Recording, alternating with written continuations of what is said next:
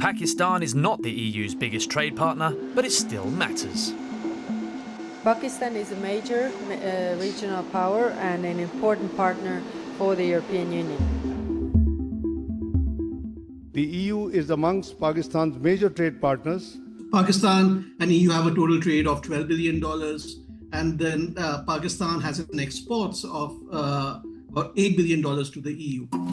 Making the European Union Pakistan's largest export destination, accounting for 30% of its global trade.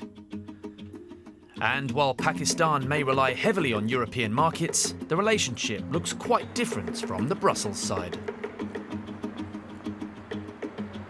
Pakistan is a small market, and we are importing from Pakistan usually products that are easily substitutable by import from other countries. Pakistan's share of EU imports is 0.3%, according to the European Commission.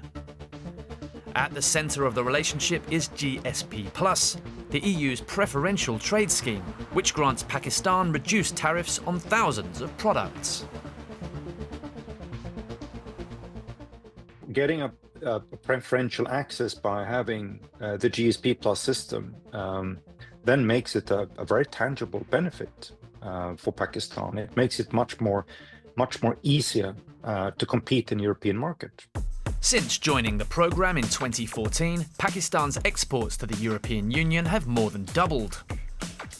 And Pakistan has become one of the largest beneficiaries of GSP+. But it comes with strings attached. GSP Plus has clear conditions. Continued preferential access to the EU market depends on progress in implementing the international conventions underpinning the scheme. This includes good governance, environmental protection, and particularly labour and human rights. In recent months, the EU made new trade deals, and so new competition for Pakistan is emerging. The new development is that India and EU have signed an FTA. The advantage that we are getting will be negated by India, which is one of the largest exporters that exports similar products in terms of textile products to the EU. That's Pakistan. And that's the challenge. Textiles drive Pakistan's economy and dominate its exports. Around 80% of those exports are textiles alone, followed by leather goods and agricultural articles. But the problem goes deeper than just a lack of diversity.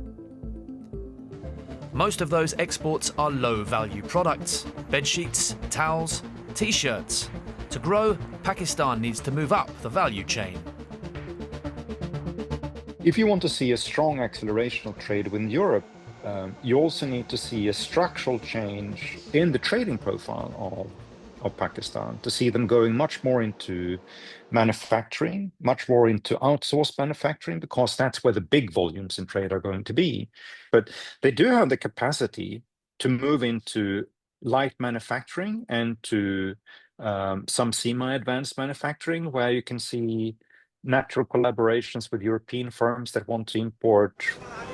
Trade isn't shaped by economics alone. The war in Iran sent gas prices soaring, leaving many Pakistani cities with long power cuts. But these shifts have also created new opportunities. As Middle Eastern ports became less popular, ships started to come to Pakistan instead.